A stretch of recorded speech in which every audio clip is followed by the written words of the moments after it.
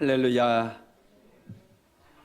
고난주간을 보내면서 예수님을 더 깊이 묵상하시고 특별히 고난당하신 그 예수님을 더 깊이 이렇게 생각하시면서 하나님의 사랑에 대해서 깊은 묵상이 있기를 바랍니다. 꽃이 많이 피었더라고요. 벚꽃 보셨어요? 아침 일찍 출근하시고 밤늦게 또 퇴근하시느라고 꽃이 만발했는데 꽃을 보지 못하는 그런 성도들을 생각하니까 제가 마음이 너무 아프더라고요. 그래서 이번 주에 광명의 꽃시장 가서 꽃을 많이 사다가 교회에 심어놨습니다. 오며 가며 꽃을 보시면서 힐링하시기를 주님의 이름으로 축원드립니다. 철쭉도 사왔고요, 프레지아도 사왔고요, 또 백일홍도 사왔고요, 또 이름을 알 수 없는 두 종류의 꽃, 그리고 장미, 할렐루야, 많이 사다 놨어요. 저녁에 기도하러 오시면서 자세히 좀 보시고 꽃을 만드신 하나님께 감사하시기를 주님의 이름으로 축원드립니다. 신명기서 말씀은 하나님께서 이스라엘 백성들이 가나안 땅에 들어가서 어떻게 살아가야 되는지 그 삶의 방법을 말씀해 주셨어요. 우리도 세상을 살아가는 방법을 알게 되면 정말 세상 살만합니다. 왜 세상 속에서 어려움을 겪게 되어지고 관계가 깨지고 축복을 받지 못하고 여러 가지 문제들이 생기느냐? 세상을 살아가는 방법을 모르기 때문에 그래요. 늙어 죽을 때까지 배워야 되는 게 세상을 어떻게 살아가야 되는가, 이것을 배워야 됩니다. 여러분, 우리의 인생은요 정말로 존귀해요. 너무너무 소중한 인생이에요. 이 소중한 인생 한 번 지나가 버리면 다시는 돌아오지 않습니다. 하루하루 허비하지 마시고 소비하지 마시고 대충 살지 마시고 정말 잘 살기를 주님의 이름으로 축원드립니다. 우리는 인생이 소중하기 때문에 잘 살아야 돼요. 잘 살려면 어떻게 살아야 되느냐? 하나님의 말씀을 봐야 돼요. 하나님께서 우리에게 어떻게 살아가야 하는지 성경을 통해서 말씀해 주고 있기 때문에 그렇습니다. 그래서 오늘 또 우리는 신명기서 말씀을 통해서 이 시대를 우리가 어떻게 살아가야 되는가, 그 말씀을 좀 나누도록 하겠습니다. 신명기서에서 반복적으로 하시는 말씀이 뭐냐면요, 우리가 사회적인 약자들을 어떻게 배려하며 살아가야 되는 거예요. 우리가 인생을 살아갈 때 주변에 사회적인 약자들이 있습니다. 항상 어느 시대에도 사회적인 약자들이 있어요. 특별히 구약시대의 사회적인 약자들은 누구였느냐 하면 첫 번째가 여인들이었어요. 여자들은 경제활동을 할 수가 없었어요. 그래서 남편과 문제가 생겨서 관계가 깨진다든지 그러면 굉장히 불쌍한 사람이 되어집니다. 그래서 구약시대의 가장 불쌍한 사람 하면 과부와 고아들이에요. 과부, 고아. 요즘은 뭐 과부들 하나도 안 불쌍한 분들 많아요. 잘 사는 사람도 많습니다. 근데 구약시대에는 여러분 그랬다라는 거예요. 그래서 구약시대의 이스라엘 백성들에게 있어서 최고의 약자는 여성들이었습니다. 그래서 오늘 우리가 읽은 본문에서도요, 이 신명기서 24장에서도 여성들이 억울한 일을 당하지 않도록 두 가지를 말씀하셨는데, 하나가 여성들의 이혼과 재혼을 하나님께서 허용해 주셨다는 거예요. 신기하죠? 성경에 보면 이혼하지 말라 그랬는데 신약 성경에 보면 구약 성경에서는 예외적으로 이혼도 허락해 줬고요, 재혼도 허락해 줬다는 거예요. 이것은 여성을 보호하기 위한 하나님의 배려였다는 거예요. 그런데 이제 신약 시대와 약간 다르기 때문에 이따 좀 설명해 드리도록 할게요. 또 다른 하나는 결혼한 남자는 1년 동안 군대를 면제하라는 거예요. 신명기서 24장 5절 한번 같이 읽어볼까요? 시작. 사람이 새로이 아내를 맞이하였으면 그를 군대로 내보내지 말 것이요 아무 직무도 그에게 맡기지 말 것이며 그는 1년 동안 한가하게 집에 있으면서 그가 맞이한 아내를 즐겁게 할지니라. 여자가 시집을 가게 되면 갑자기 일이 엄청 많아져요. 그렇죠? 엄마가 해주는 밥 먹다가 갑자기 자기가 이제 밥을 해가지고 남편을 먹여야 돼요. 뿐만 아니라 엄마가 빨래도 다 해줬는데 이제 시집 가면 자기 빨래 자기가 해야 될 뿐만 아니라 남편 빨래까지 해야 돼. 그래서요, 요즘 신혼부부 가정에서 가끔씩 여자들이 막 일하다가 소리를 지른대요. 나 못해! 막 그럼 내가 할게. 남자들이 막 한다고 그러더라고요. 이런 일뿐만 아니라 시집을 가게 되면 여자들이 이제 가족들 생일도 챙겨야 되고 심지어는 뭐 시어머니, 시아버지뿐만 아니라 이 형제들 뭐 생일까지 챙겨야 되고 할 일이 굉장히 많아져요. 그런데 시집을 좀 잘못 가게 되면요, 여자들이 은행 업무도 다 봐야 되고요, 동사무소 가가지고 뭐 이제 그거 혼인신고 하는 것부터 해가지고 모든 일을 여자들이 다 맡아서 하더라고. 이사 갈 때 집도 계약도 여자들이 해야 되고, 제가 우리 집도 이사할 때 항상 제가 계약서 쓰러 다니고 집 보러 다니고 제가 다 했거든요. 근데 나와 계약을 쓴 대부분의 여자는요, 대부분의 사람들은 다 여자들이었어요. 남자가 나온 건 한 번도 저는 보지를 못했어요. 제가 이 전세 계약도 좀 많이 써보고 계약도 많이 써봤는데 상가를 계약하든지 뭘 하든지 간에 하나같이 여자들이 많이 하더라고요. 여자들이. 그 여자들 할 일이 얼마나 많아집니까? 그래서요, 하나님께서 이 여자들을 배려해 주려고 1년 동안은 남자들이 결혼하고 나서 남자들을 군대에도 소집하지 말라는 거예요. 왜냐하면은 1년 동안 남자에게 뭐라고 그랬어요? 한가하게 집에 있으면서 어떻게 하라고요? 그가 맞이한 아내를 즐겁게 하라는 거예요. 이게 하나님의 명령이에요. 1년 동안 아내를 정말 사랑해 주라는 거예요. 1년 동안 아내를 사랑하되 무지 사랑해 주라는 거예요. 그렇게 사랑을 받으면요, 아내가 1년 동안 그렇게 충만한 사랑을 받으면 이제 1년 후부터는요, 평생 동안 사랑을 베푸는 그런 삶을 살게 되기 때문에 그렇다는 거예요. 신기하죠? 제가 성경을 좀 알았더라면 우리 사모를 1년 동안 정말 한가하게 지내면서 무지 사랑해 줬을 텐데, 저는 그때 신명기서를 잘 몰랐어요. 야, 신명기서에 보니까 이런 말씀이 있는 거예요.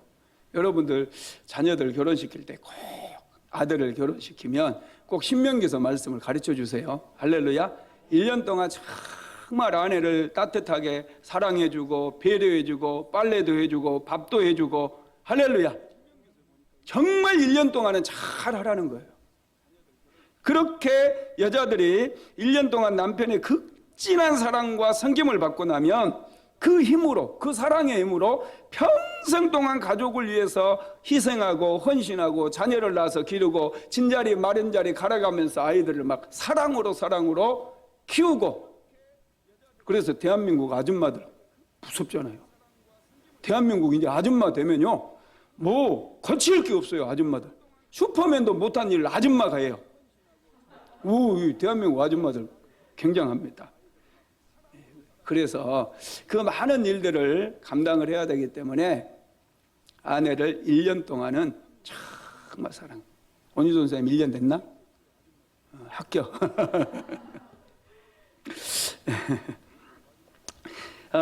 이제 이렇게 정말 하나님께서 1년 동안은 아내를 정말 배려하고 섬기고 사랑하라고 군대까지 소집하지 말라 이렇게 말씀을 하신 거예요. 그리고 이제 또 다른 여인에 대한 또 다른 배려가 뭐냐면 이혼에 대한 허용인데요, 하나님께서 이혼이 좋아서 허용하는 게 아니에요. 하나님께서는 무슨 일이 있어도 이혼은 안 된다는 입장입니다. 그런데 예외적으로 허용하는 경우가 있는데 이것도 여자의 행복을 위해서예요. 자, 신명기서 24장 1절로 2절 한번 같이 읽어볼까요? 사람이 아내를 맞이하여 데려온 후에 그에게 수치되는 일이 있음을 발견하고 그를 기뻐하지 아니하면 이혼 증서를 써서 그의 손에 주고 그를 자기 집에서 내보낼 것이요, 그 여자는 그의 집에서 나가서 다른 사람의 아내가 되려니와. 여기에서 보면은 한 사람이 아내를 맞이했는데 수치스러운 일이, 수치되는 일이 발견됐다는 거예요. 이 수치된 일이 무엇일까요? 하여튼 무슨 일인지는 우리는 잘 몰라요. 부끄러운 일이죠. 근데 잘 모르지만 더 이상 결혼 생활을 유지하기가 어려운 일이라는 것을 알 수가 있어요. 그럴 때 이 이혼 증서를 써달라는 얘기는 각서를 써주는 거예요. 오늘날의 이혼과 달라요. 이 여자와 이제 수치스러운 일들이, 수치되는 일이 발견되었기 때문에 이 여자와 더 이상 내가 그 여자를 사랑하기가 어려우니까 이 여자를 내보낸다는 거. 그래서 이 여자에 대한 권리를 포기하겠다라고 하는 그것이 이혼 증서인 거예요. 이 여자를 포기하겠다는 거예요. 이전에는 남편이 이 여자에 대한 권리를 가지고 행사할 수 있었잖아요. 그런데 그 권리를 포기하는 것, 그것이 이혼 증서인 거예요. 그래서 이 여자는 다른 남자를 만나서 재혼할 수 있습니다. 만약에 이 여자가 재혼해가지고 이제 잘 살아. 그리고 자기는 또 다른 여자를 얻었는데 이 여자가 마음에 안 들어. 그러면은 옛날 여자가 생각나요, 안 나요? 생각나잖아요. 그러면 이건 내 여자야 하고 이렇게 데려와 버릴 수 있잖아요. 그런데 이러지 말라는 거예요. 이러지 말라고 각서를 써준 거예요. 아시겠어요? 예, 구약의 이혼의 정신이 바로 그거예요. 그러니까 목사님 신명기서에 보니까 이혼하라고 증서만 써주면 돼. 목사님 여기 있잖아요, 여기. 이러면 돼요, 안 돼요? 안 된다는 거예요. 이 수치되는 일이 뭘까? 제가 최근에 그 동영상을 하나를 봤는데요. 한 여인이 이 어린 아들을 안고 영상에서 막 울면서 정말 서럽게 울더라고요. 서럽게 울면서 너무 자기는 억울하대요. 그래서 그걸 봤어요. 제가 또 영상을 쭉 봤어요. 그 이야기를 해줄까요, 말까요? 이 여인이 이제 남자를 만나서, 한 청년을 만나서 결혼을 했는데 남편이 자기를 너무너무 사랑해줬대요. 시댁에 갔는데 시댁에서도 너무너무 사랑을 받은 거예요. 그래서 시댁에 가면 막 시부모님들이 일도 안 시키고요, 너무너무 잘해준 거예요. 맛있는 거 많이 해주고. 결혼하고 난 다음에 이제 1년쯤 돼서 드디어 아들을 낳았어요. 아들을 낳아가지고 이제 아들을 안고 가니까 얼마나 또 예뻐하겠어요. 그런데 돌쯤 돼가지고 갑자기 시부모님의 태도가 싹 바뀌더래요. 차가운 바람이 막 쌩쌩 불고 막 눈치를 주고 그러더니 자기 남편까지도 이제 막 완전히 찬바람이 싱싱 부는 거예요. 그리고 어느 날 갑자기 남편이 얘기 좀 하자고 그러면서 한 종이를 딱 보여주면서 아버지가, 그러니까 할아버지죠. 할아버지가 이 여자도 모르게 자기 그 손주죠. 손주 머리카락 하나 뽑고 자기 아버지, 그러니까 그 아들 머리카락 뽑아가지고 유전자 검사를 한 거예요. 유전자 검사를 해가지고 결과가 나왔는데 99% 친자 관계가 성립될 수 없다고 나온 거예요. 친자 관계가 성립될 수가 없다. 그러니까 이 여자는 너무너무 화가 난 거예요. 그러면 무슨 지금 이 아이가 누구 얘기라는 얘기예요? 아비도 모르는 그런 사생아다는 얘기잖아요. 그게 아니다는 거예요. 자기는 바람 피운 적도 없고. 그래서 재검사를 하자고 그래서 재검사를 하러 남편하고 이제 그 유전자 회사, 그 검사받은 회사가 우리나라에 상당히 많더라고요. 수십 개예요. 그 똑같은 회사, 이제 그 회사를 찾아간 거예요. 이전에 받았던 회사. 그랬더니 그 회사에서는요, 뭐 제가 받아봤자 아무 필요 없다. 당신 같은 사람 맨날 온다. 받아봐도 똑같이 나온다. 그러면서 안 해주더래요. 그러니까 남편도 그렇고 시댁에서도 그렇고 막 더 이제. 그래서 결국에는 그 집에서 살지 못하고 이 젊은 엄마가 아기를 데리고 집을 나왔어요. 이혼도 이제 해버리고. 그러고 난 다음에 너무 억울하니까 다른 기관에, 그 남편한테 얘기해서 다른데 유전자 검사하는 다른 회사에 가서 이제 3자로 하는 거예요. 엄마 머리카락, 아빠 머리카락, 아이 머리카락 해가지고 검사를 했어요. 그랬더니 이번에는 99.99999999999% 친자다 이렇게 나온 거예요. 이거 뭐야 이거, 그죠? 이게 뭐냐고요. 유전자 검사 여러분 믿을만해요? 못 믿어요? 여러분 못 믿어요. 그러니까 이 여자는 얼마나 억울하겠어요. 여러분 이 수치스러운 일, 사실은 이게 많은 부분들이, 많은 이제 사람들이 이렇게 오해하는 경우들도 많이 생깁니다. 많이 생겨. 그래서 이런 것 때문에 더 이상 부부관계가 어려워지고 남편이 아내를 사랑하기가 힘든 경우들이 생길 수 있어요. 그러면은 그때는 이혼증서를 써서 이 여인이 다른 남자에게 시집갈 수 있도록, 재혼할 수 있도록 그렇게 허락을 해준 거예요. 여러분 그렇습니다. 여자들은요, 밥을 먹고 살기보다는 남편의 사랑을 먹고 살아요. 여자들 그래요, 안 그래요? 그죠?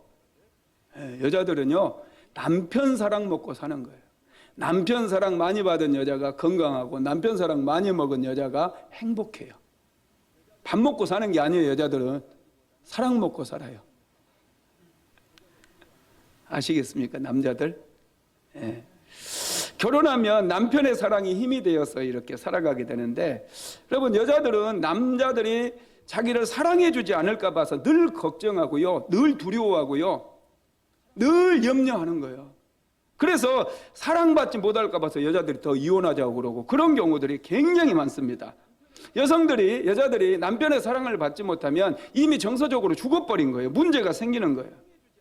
그래서 남편이 도저히 이제 이 여자를 사랑할 수 없다, 수치스러운 일이 생겨가지고 사랑할 수 없다, 그러니까 이혼 증서를, 이제 각서를, 이 여자에 대한 권리를 포기하겠다, 그런 각서를 써주라, 이렇게 말씀을 하고 있습니다.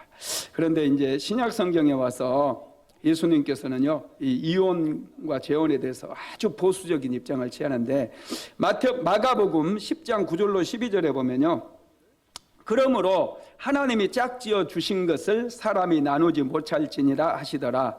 집에서 제자들이 다시 이를 물으니 이르시되 누구든지 그 아내를 버리고 다른 데 장가드는 자는 본처에게 간음을 행함이요, 또 아내가 남편을 버리고 다른 데로 시집가면 간음을 행함이니라. 오, 무시무시하죠, 그죠? 간음죄에 걸리는 거예요. 이거 무슨 음란죄예요, 음란죄. 하나님께서 음란죄 얼마나 싫어하는 줄 아세요? 이 음란죄에 다 걸린다는 거예요. 그래서 하나님께서 짝지어 준 것을 나누지 말라, 이렇게 말씀을 하고 있습니다. 우리 인생에 있어서 결혼은 굉장히 중요해요. 자녀들 아무나 하고 결혼시키면 안 돼요. 정말 하나님께 기도하셔가지고 결혼을 잘 시켜야 됩니다. 그래야 행복한 가정을 이루고 살아갈 수가 있습니다. 그 다음에 이제 오늘 본문에서 말하는 두 번째 사회적인 약자는 가난한 사람입니다. 이스라엘에서 여인들이 정말 사회적 약자였고, 두 번째는 가난한 사람들이었어요. 가난한 사람들이 먹을 것이 없어서 죽지 않기 위해서 할 수 있는 일이 세 가지입니다. 할 수 있는 일이 세 가지. 첫째가 뭘까요? 남의 것을 훔치는 거. 두 번째, 빌려서 먹는 거, 구워 먹는 거, 그죠? 세 번째는 구걸해서 먹는 방법. 이 세 가지 방법이에요. 이 세 가지 방법. 그런데 남의 것을 훔치면 돼요, 안 돼요? 이건 죄가 되니까 사람들이 잘 안 해요. 그리고 구걸하는 거, 이건 자존심이 허락하지 않잖아요. 굶어 죽으면 죽었지 어떻게 구걸하느냐고. 구걸하는 거 여러분 자존심 때문에 못해. 그러면 가장 쉽게 할 수 있는 게 뭐예요? 빌리는 거예요. 가서 쌀도 빌리고 이제 구워오는 거죠. 쌀 구우고 돈도 꾸고. 이렇게 되면 자연적으로 어떤 일이 발생을 합니까? 빌리다 보니까, 여러분 왜 빌려요? 가난하다 보니까 빌리잖아요. 돈이 없으니까 빌리지. 있으면 왜 빌려요? 빌리다 보니까 가난한 사람들은 제때에 갚을 수 있어요, 없어요? 제때에 갚을 수가 없는 거예요. 제때에 갚을 수가 없으니까 어떤 일이 일어나느냐? 그 집에 이제 돈 빌려준 사람이 돈 안 갚는다고 가가지고 그냥 아무거나 막 가지고 와버리는 거야. 그런데 그렇게 하지 말래. 특별히 생필품은 절대로 함부로 가져오지 못하게 했어요. 자, 신명기서 24장 6절 한번 같이 읽어볼까요? 시작. 사람이 맷돌이나 그 윗짝을 전당 잡지 말지니 이는 그 생명을 전당 잡음이라. 아멘. 여러분, 맷돌은 이스라엘 백성들에게 있어서 너무너무 중요해요. 왜냐하면 맷돌로 밀을 갈아가지고 가루를 만들어서 만들어 먹는 거예요. 떡을 만들어서 먹는 거예요. 빵을 만들어서 먹는 거예요. 이 맷돌을 가져가 버리면 이제 굶어야 돼요. 매일마다 이 밀을 갈아가지고 이걸로 이제 그 무교병을 만들고 유교병을 만들고 그래서 이거 이제 매일 먹고 사는 건데, 이 맷돌 돈 안 갚는다고, 빌려준 거 안 갚는다고 이 맷돌을 가져가 버리면 온 가족이 다 찰철 굶어야 돼요. 그래서 하나님께서는 이스라엘 백성들에게 그러지 말아라. 너희들이 돈을 안 갚는다고 해서 맷돌까지 가져가 버리면 어떻게 그 가족들이 살겠느냐. 그러면 그것은 나쁜 짓이다. 이렇게 말씀을 하고 있는 거예요. 두 번째로는요, 13절에 나와 있어요. 신명기서 24장 13절 시작.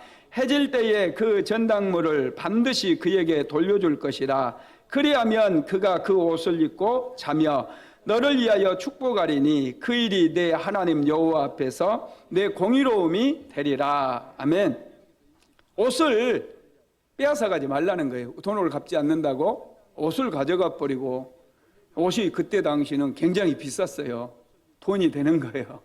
이 옷을 가져가 버리면 이스라엘 사람들이 이 가나안 땅에 들어가서 이제 이 옷을, 이스라엘 백성들에게 있어서 겉옷은요 이불하고 같아요. 저녁에는 겉옷을 반드시 덮고 자야 돼요. 이불과 같은 거예요. 이걸 가져가 버리면 밤새도록 떨면서 누구를 욕하겠어요?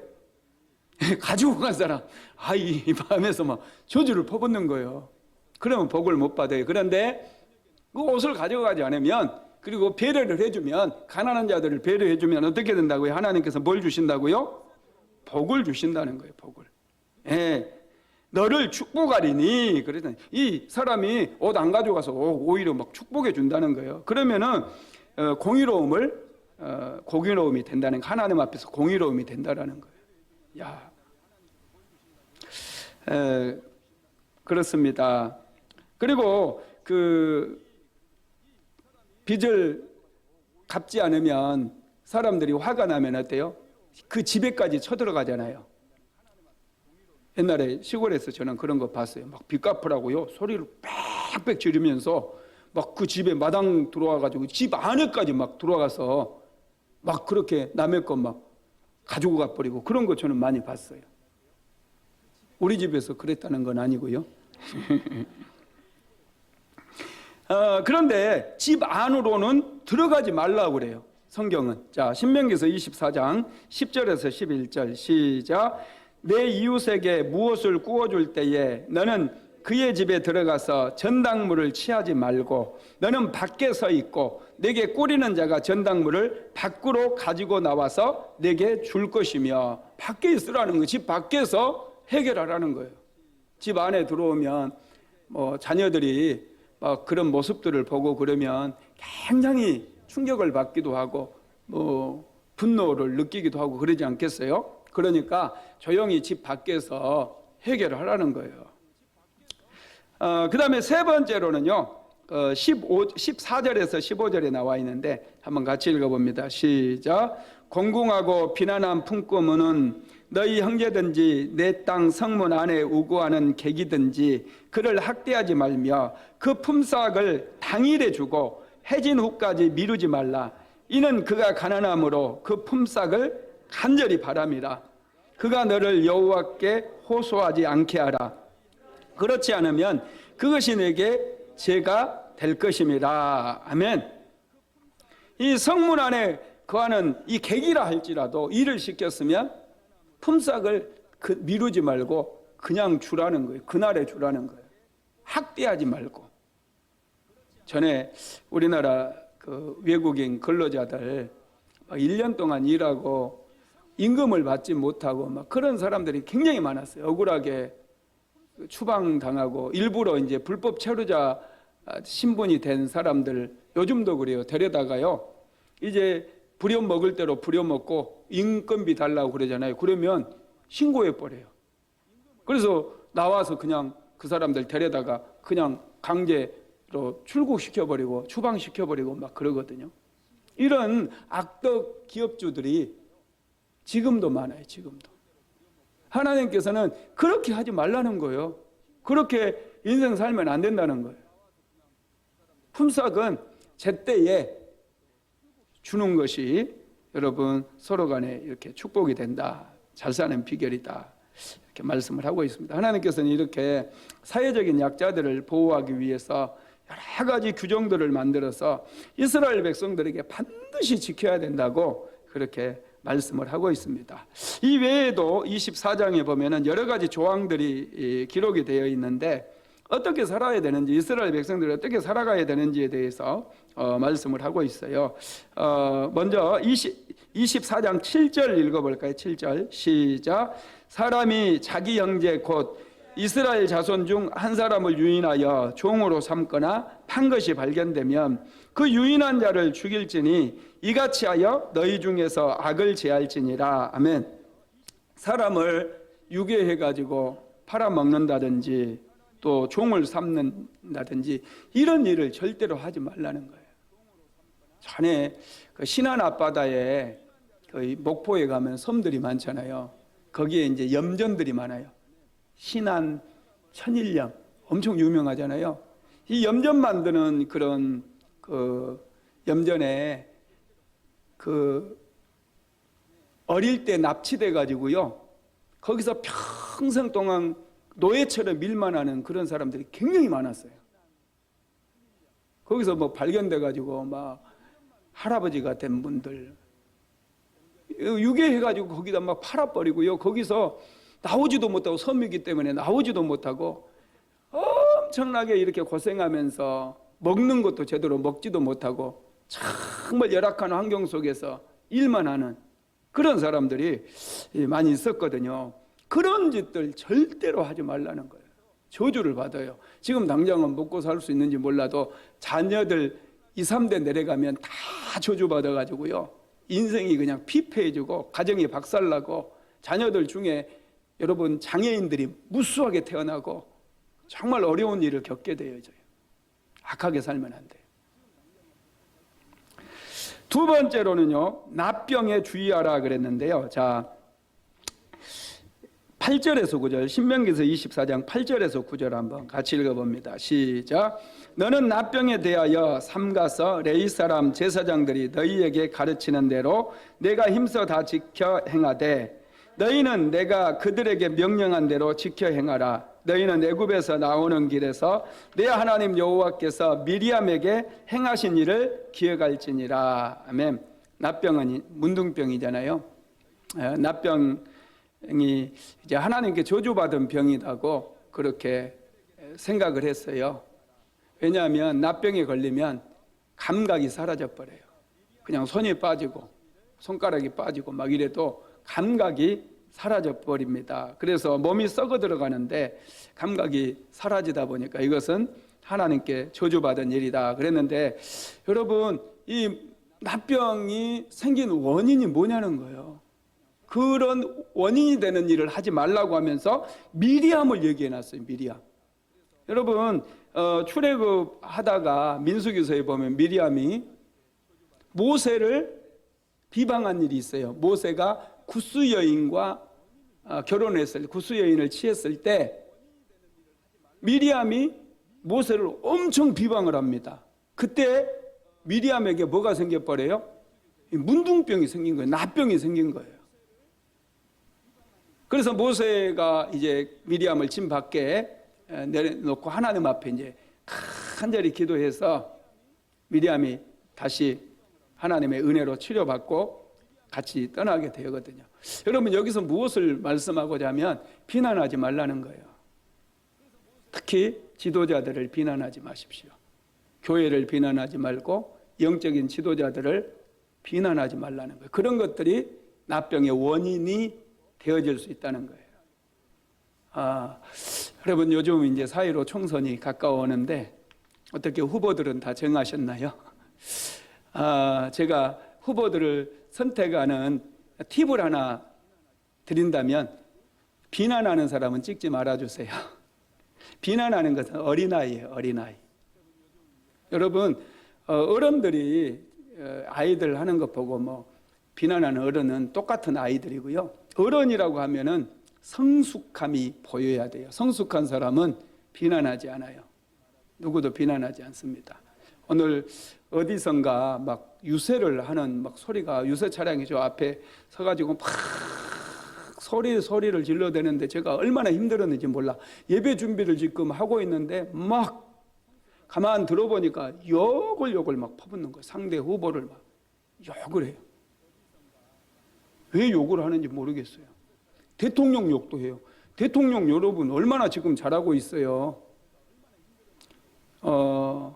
외국 WTO 그 세계 WHO UN 사무총장도 한국이 너무 잘한다고 그 코로나 바이러스 대처를 너무 잘하니까 한국을 교과서로 삼아야 된다 이런 얘기까지 했잖아요. 그리고 세계 각국 정상들이 한국 대통령에게 전화를 해가지고 도움을 요청하고 정말 잘하잖아요. 잘하는 것은 잘한다고 인정해주고 여러분 자기가 잘할 수 있는 것들을 국민에게 자꾸 알려야 돼요. 뭐 대통령 후보까지 하셨던 분도 제가 보니까 자꾸 다른 사람 비방만 해요. 정부 비방만 해요. 비방하면 여러분 어린아이예요. 유치해요. 그런 사람 찍으면요 여러분들이 고생해요. 좀 성숙한 사람, 다른 사람을 배려하고 다른 후보를 생각해 줄 수 있는, 비방하기보다는 서로 세워주고 그럴 사람들을 찍어주는 게 좋아요. 어른을 찍어야 어른답게 행동하거든요. 유치한 아이들 찍어놓으면 서로 욕만 하고 비방하는 아이들, 이 아이들 찍어놓으면 이 아이들이 가서 무슨 짓을 해요? 국회에 가서 대판 싸우기만 해요. 일 안 해요. 할렐루야. 어른을 뽑으시기를 주님의 이름으로 축원드립니다.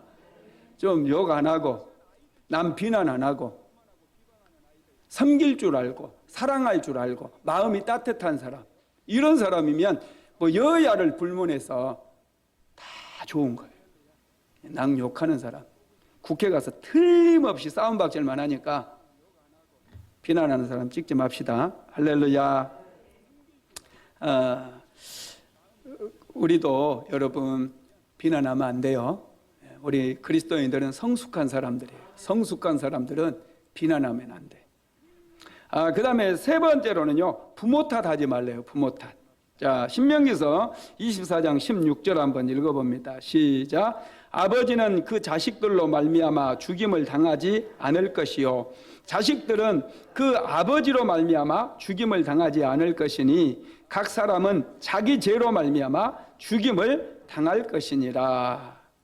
잘 되면 내 탓, 안 되면 조상 탓, 이렇게 하지 말라는 거예요. 나는 흙수저로 태어나가지고 이렇게 힘들게 산다. 부모를 이렇게 탓하지 말라는 거예요.